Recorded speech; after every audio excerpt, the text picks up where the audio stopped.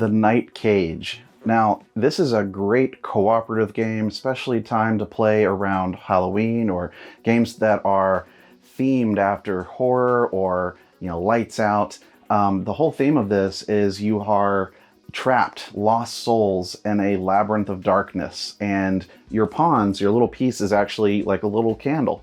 And so figuratively and really gameplay wise, when you move, wherever you're standing, you can only see the spaces next to you, right? Up, down, left, right, orthogonal. And you're collectively trying to explore this labyrinth in the dark using only your candle and what nerves that you have. The board continually changes, and so you use a set of tiles.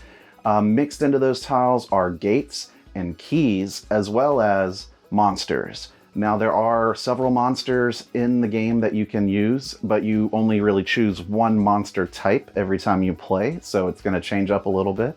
But they get mixed in together into a large stack, which is also pretty cool, as it's there's a little tile holder that looks like a candle that's burning down to the wick. And as you draw tiles to reveal new areas that you move, to, you try to get away from monsters if you find one, and you try to find keys. Now, everybody's going to need a key, and you have to find at least one gate and not let it go away.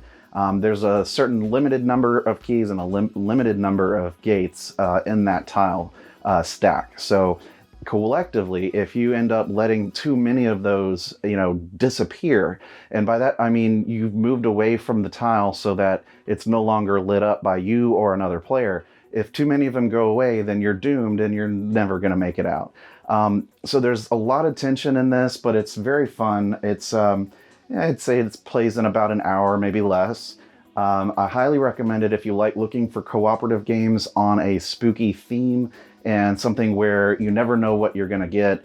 And so every game is different, and it takes a lot of planning, but also luck to get yourself through here together. You do have to work together, and by staying close, but at the same time, you need to explore, because there are situations where the game can kind of churn out tiles, and then you don't get to use them.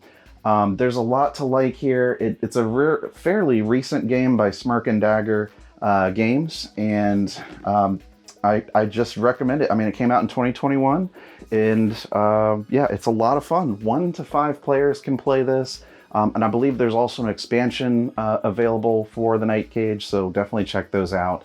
But yeah, if all of that sounds cool, it is a lot of fun. It's a fun experience, and it's unique, right? It's a very unique kind of game, but definitely one that's worth trying and maybe adding to your collection. So that's why I recommend the Night Cage.